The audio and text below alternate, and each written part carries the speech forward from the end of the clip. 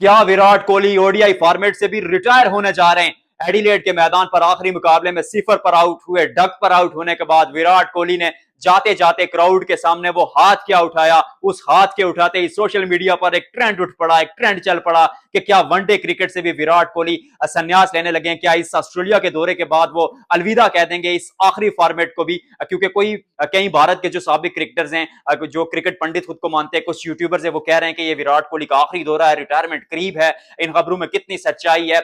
मेरे खबरी के मुताबिक तो विजय हजारे ट्रॉफी भी खेलेंगे विराट कोहली, लेकिन ये मामला क्या है, ये गुत्थी कैसे सुलझेगी? अगर रिटायर हो जाएंगे तो फिर क्या 2027 का वर्ल्ड कप उनके बगैर खेलेगी? रोहित शर्मा का फ्यूचर क्या होगा? भारत क्यों हारा? इस पर चर्चा करेंगे, लेकिन उससे पहले आपको एक बड़ी पोएटिक, एक शायराना चीज बताऊंगा कि एडिलेड का ये मैदान विराट कोहली का किला रहा है। टेस्ट क्रिकेट में अगर देखा जाए तो 50 से ऊपर की एवरेज, इसी मैदान पर टी20 में 100 से ऊपर की एवरेज, बहुत रन बनाए और डोमिनेट किया इस मैदान में। और इसी मैदान पर जो आखिरी मैच खेला विराट कोहली ने, उसमें कितने रन बनाए? सिफर। जबकि इसी मैदान पर क्रिकेट के बेताज बादशाह सर डॉन ब्रैडमैन ने भी आखिरी मैच में सिर्फ सिफर रन बनाया था। हालांकि अगर वो उस मैच में 4 रन भी बना देते तो वो 100 की एवरेज के साथ टेस्ट क्रिकेट को खत्म करते। और मतलब 100 की एवरेज है, ये तो मशीन ही हो सकती है कि जो 100 की एवरेज के साथ रन बनाती हो। तो at the end you have to think about that कि all of us are humans, मतलब इंसान ही है, मतलब कोई इंसान से ऊपर की मखलूक तो है नहीं। तो इसलिए वो भी 99 की एवरेज के साथ उनका इख्तिताम हुआ।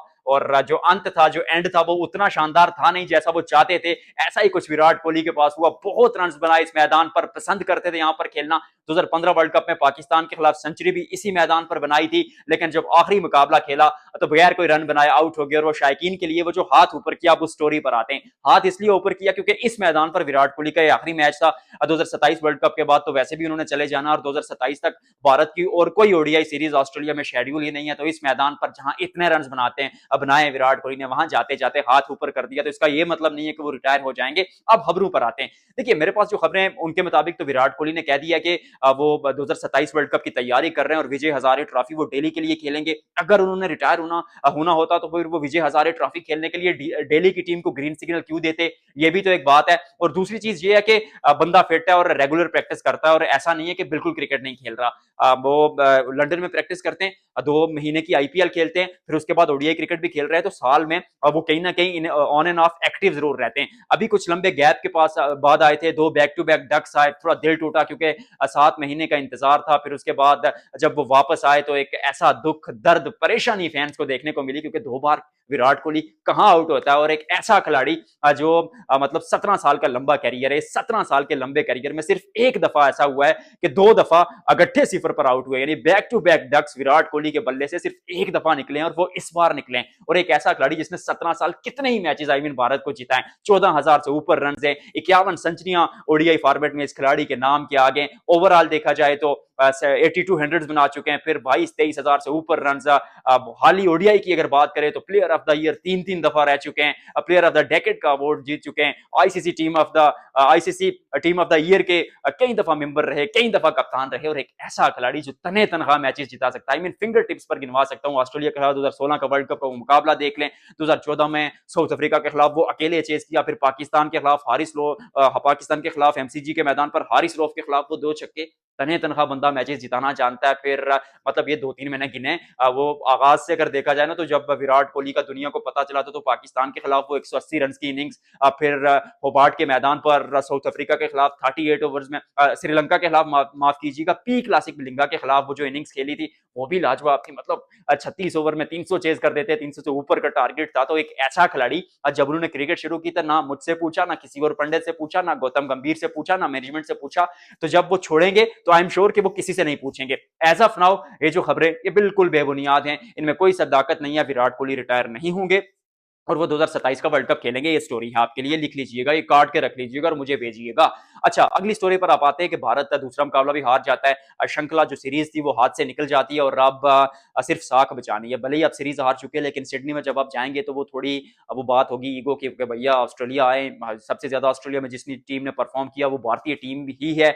तो अभी अगर भारतीय टीम यहाँ पर 3-0 से हार जाती है तो साख मुतासिर हो जाएगी यार, इमेज मुतासिर हो जाने का तो वो तो करने देने का नहीं अपन ने। तो फिर ये उससे पहले बार भारतीय टीम क्या कर सकती है और उससे कबल इस मुकाबले की चर्चा करते हैं कि हारा क्यों। सीधी बात करेंगे, नो बकवास। सबसे पहला जो पॉइंट है जिससे मुझे ऐसा लगता है कि भारत हारा क्यों, क्योंकि बल्लेबाजी में रन नहीं बन रहे। To be very honest, Virat Kohli को अगर साइड पर कर दिया जाए तो रोहित शर्मा के रन आए, अच्छे रन थे। आई रियली लाइक के उन्होंने रन बनाए, शुरू पर थोड़ा स्लो जरूर खेले लेकिन चाहे शुभमन गिल हो, अब वो भी नहीं रन बना पा रहे। श्रेयस अय्यर ने रन बनाए लेकिन स्लो अंदाज में थोड़े बनाए। हालांकि अय्यर की इनिंग्स को मैं हाई रेट करूंगा क्योंकि एक खिलाड़ी इसमें बहुत पोटेंशियल है। नंबर ऊपर नीचे रहता है, टेस्ट टीम में होते नहीं है, टी20 में होते नहीं है, सिर्फ ओडीआई खेलते हैं तो इतना आसान होता नहीं है।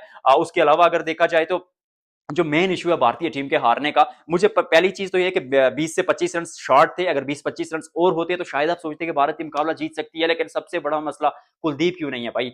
कुलदीप अगर होता तो फिर वो जो बीच में एक दो विकेट अगर और वो निकाल लेते और कोहली को आउट कर देते तो फिर मुकाबला तो भारत आराम से जीत जाता। अब कुलदीप को खिलाया क्यों नहीं है? पूरा भारत, पूरा भारत, पूरा भारत का मीडिया, सोशल मीडिया यही बात कर रहा है। हर भारतीय क्रिकेट समर्थक, हर भारतीय क्रिकेट फैन के मुंह पर यही बात है कि भाई क्यों नहीं खिलाया कुलदीप को। असल में मसला ये है कि आज भी अगर आप देखें ना तो 45 ओवर्स में भारत के 8 खिलाड़ी आउट हो चुके थे।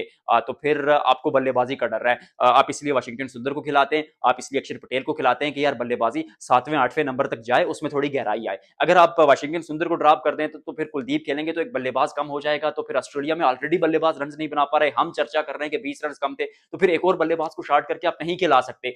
दूसरा जो एक व्यू पॉइंट बन सकता था या एक ऑप्शन, एक विकल्प आपके पास था कि आप एक तेज गेंदबाज हर्षित राणा या हर्षदीप सिंह को ड्रॉप कर देते, क्योंकि सिराज को आप ऑटोमेटिकली खिलाएंगे, बुमराह है नहीं तो फिर सिराज को खिलाइए। सिराज ऑटोमेटिक चाहे से तो हर्षित और हर्षदीप की जगह अगर आप खिलाते हैं कुलदीप को तो फिर एक तेज गेंदबाज कम हो जाएगा। और ऑस्ट्रेलिया की इन बाउंसी कंडीशंस में अगर तेज गेंदबाज कम होता है तो फिर भी तो आप मुकाबले में पीछे रह जाते हैं यार।